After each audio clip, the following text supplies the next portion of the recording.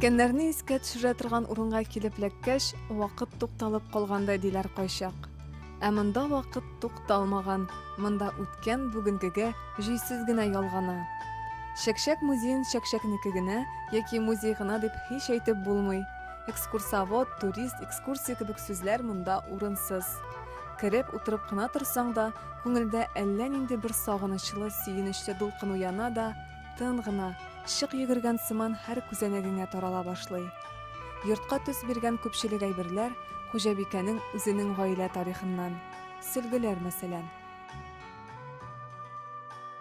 Часть полотенец, например, вот это дал мой дедушка, он в молодости, как он говорит, работал кучером. Бабам яшь чагында кучер булып эшләгән. Кай вакыт аңа туйларда кәләш алып кайтырга туры килгән. Һәм аңа бик дәрәҗәле кеше буларак яшь кәләшләр сөлге бүләк иткән. 5-6 сөлгесе бар иде. Бер-икесен үзенә калдырды да, калганын безгә бирде. Әбиемнең сандыкларын да бүләк итте. Башта нәрсәгә сезгә ул музей дип әйтә иде. Хәзер горурлана. Музейның хуҗасы Дмитрийның татар мәдәниятенә якынаю тарихы белән кызыксынам. Бу матур пар күңеленә якын алып, яратып барлыкка китергән Шәкшәк музейын. Әни ягыннан бер бабам татар, аның якты истәлегенә дә багышлана булып чыга. Аннан соң тормыш иптәшем дә татар, шуңа күрә ничек татар мәдәниятен яратмыйм ди инде. Шул мәдәнияттә яшим дә бит.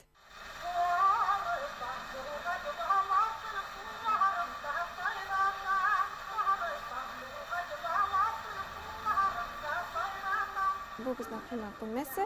Монда безнең хуҗабикәләр кунакларны каршы ала.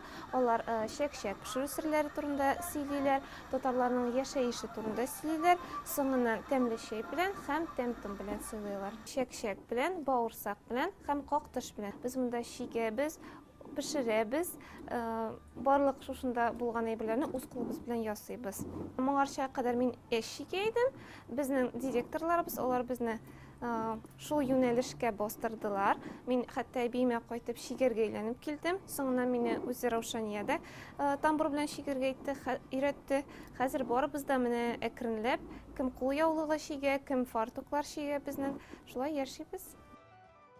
Шәкшәк музее 19 гасыр архитектура һәйкәле сәүдәгәр Вафа Бигаев йортында урнашкан. Сәүдәгәр булгач, кибете дә була инде. Киштәдәге һәр нәрсә шушында үз куллары белән эшләнгән. Проект нашего музея – это открытки и раскраски. 19 гасыр ахыры 20 гасыр башы Казаннан сурәтләгән.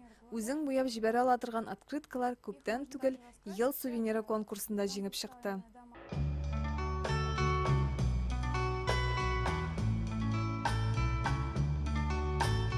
Хуҗаларның планнары әле зурдан. Шәкшәк пешерү мастер-классын ачу, чын татар капкасы эшләтү, беренче каттагы гөмбәзле таш бүлмәдә чәйханә ясап, анда шигырьләр, музыка яңгырату. Бу йортның бүгенгесе дә чакырып тора, ә киләчәге тагын да кызыграк.